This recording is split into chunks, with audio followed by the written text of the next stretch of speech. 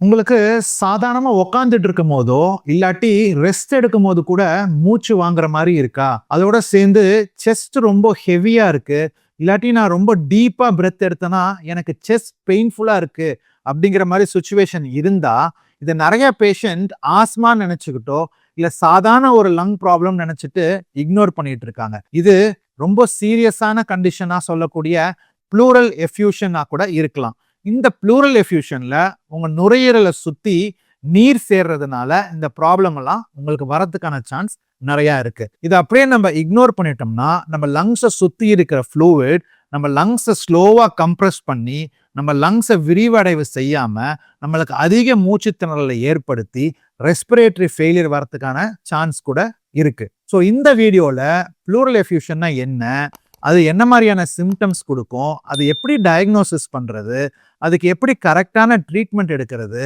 அது எப்படி திருப்பி வராம நம்ம ப்ரிவென்ட் பண்றதுங்கிறத பார்க்கலாம். போன மாசம் நம்ம லங் கிளினிக்ஸ்க்கு ஒரு பேஷண்ட் வந்திருந்தாங்க. அந்த பேஷண்ட் எனக்கு ஒரு 1 மந்தா கொஞ்சம் தூரம் நடந்தாலே மூச்சு வாங்குது, நான் லாஸ்ட் 10 டேஸா வீட்டுல சும்மா உக்காந்துருந்தா படுத்திருந்தா கூட மூச்சு வாங்குது டாக்டர், நான் ஆஸ்மான்னு நினைச்சுக்கிட்டு நானே மெடிக்கல்ல போய் இன்ஹேலர் வாங்கி யூஸ் பண்ணிட்டு இருந்தேன், ஆனா எனக்கு ஸ்லைட்டா ஒரு ரிலீஃப் இருந்துச்சு, ஆனா இப்ப அது கூட இல்ல அப்படின்னு சொல்லியிருந்தாரு. நம்ம அவர்கிட்ட இன்னொரு முக்கியமான ஹிஸ்டரி கேட்டோம். உங்களுக்கு ஏதாவது வெயிட் லாஸ் இருக்கா, இல்ல மூச்சு இழுத்து விடும் போது செஸ்ட் பெயின் ஏதாவது இருக்கான்னு கேட்டோம். அப்ப அவரு சொன்னாரு, எனக்கு 3 kgs வெயிட் லாஸும் இருக்கு, அதே மாதிரி மூச்சை இழுத்து விடும் போது லெஃப்ட் சைட்ல ரொம்ப சிவியரா குத்துற மாதிரி பெயின் இருக்குன்னு சொன்னாரு. உடனே நம்ம அவருக்கு ஒரு செஸ்ட் எக்ஸ்ரே எடுத்துட்டு வர சொல்லி சொன்னோம். செஸ்ட் எக்ஸ்ரேல பார்த்தா அவர் லெஃப்ட் சைடு நுரையீரல்ல கிட்டத்தட்ட ஒரு 3/4 அளவுக்கு நுரையீரல் சுருங்கி ஃபுல்லா நுரையீரலை சுத்தி நீர் சேர்ந்திருந்துச்சு. ஸோ உடனே அவருக்கு ஒரு அல்ட்ராசவுண்ட் பண்ணி அது நீர் தானுங்கிறத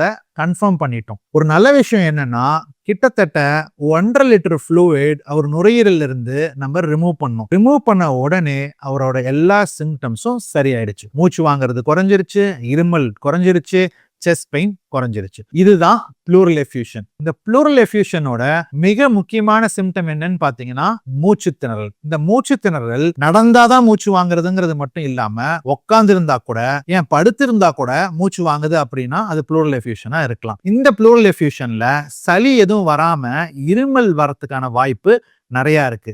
அதே மாதிரி செஸ்ட் பெயின், அதாவது ஊசியில குத்துற மாதிரி வலி நம்ம டீப் இன்ஸ்பிரேஷன் பண்ணும் போது வரதுக்கான வாய்ப்பு நிறைய இருக்கு. ஃபட்டிகும் வெயிட் லாஸும் இந்த ப்ளூரல் எஃப்யூஷன்ல நம்ம எதிர்பார்க்கலாம். சோ இந்த ப்ளூரல் எஃப்யூஷன் அப்படிங்கிறது நம்ம நுரையீரலை சுத்தி பால் கவர் மாதிரி மெல்லிசா ஒரு லேயர் இருக்கும். இந்த லேயருக்கு நடுவுல நீர் சேரும் பொழுதுதான் இதை நம்ம ப்ளூரல் எஃப்யூஷன் சொல்லி சொல்றோம். இந்த லேயருக்கு நடுவுல நீர் சேரும் போது அது என்ன ஆகும்னா, எப்படி இந்த பால் பாக்கெட்டுக்குள்ள நீர் சேர்ந்தா அது பெருசாகிட்டே வருமோ அதே மாதிரி இந்த லேயர்ஸும் பெருசாகிட்டே வந்து நுரையீரலை சுருக்கிட்டே வரும். இந்த நுரையீரல் சுருங்கிட்டே வரதுனால ஏற்படக்கூடிய சிம்டம்ஸ் தான் இந்த மூச்சு திணறல், இருமல், வலி எல்லாமே. இந்த ப்ளூரல் எஃப்யூஷனை நம்ம 3 வகையா பிரிப்போம். ஒன்னு மினிமல் ப்ளூரல் எஃப்யூஷன் சொல்லி, நீர் சேர்றது 50 ml கம்மியா இருந்ததுன்னா அதை மினிமல் எஃப்யூஷன் சொல்லுவோம். அதுக்கு அடுத்து மாடரேட் எஃப்யூஷன் அப்படிங்கிறது 100 இருந்து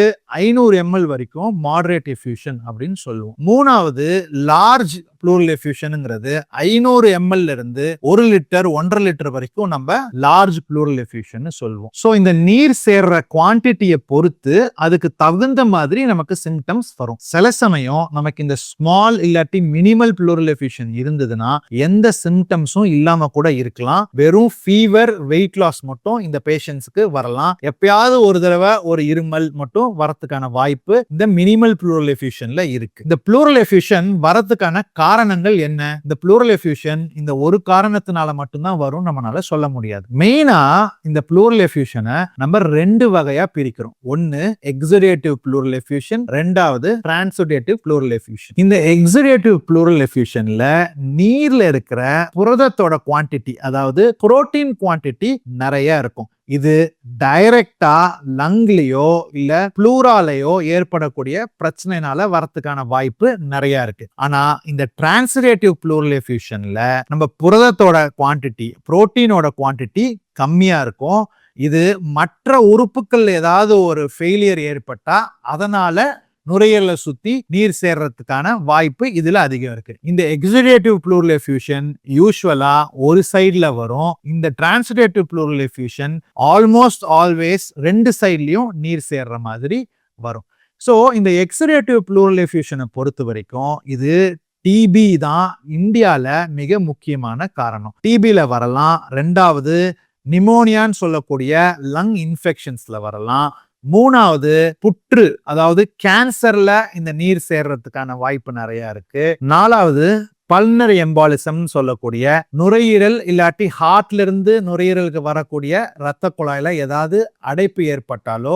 அஞ்சாவது எந்த காரணமுமே கண்டுபிடிக்காம கூட சில சமயம் இந்த ப்ளூரல் எஃப்யூஷன் வரதுக்கான வாய்ப்பு இருக்கு. அதே சமயத்துல நம்ம இந்த டிரான்சுடேட்டிவ்னு சொல்லக்கூடிய புரோட்டீன் குவான்டிட்டி கம்மியா இருக்கிற ப்ளூரல் எஃப்யூஷன் ஹார்ட் ஃபெயிலியர்ல வரலாம், கிட்னி ஃபெயிலியர்ல வரலாம், அதே மாதிரி லிவர் ஃபெயிலியர்ல வரதுக்கான சான்சஸ் நிறைய இருக்கு. ஸோ இந்த ப்ளூரல் எஃப்யூஷனை நம்ம எப்படி டயக்னோசிஸ் பண்ண முடியும்,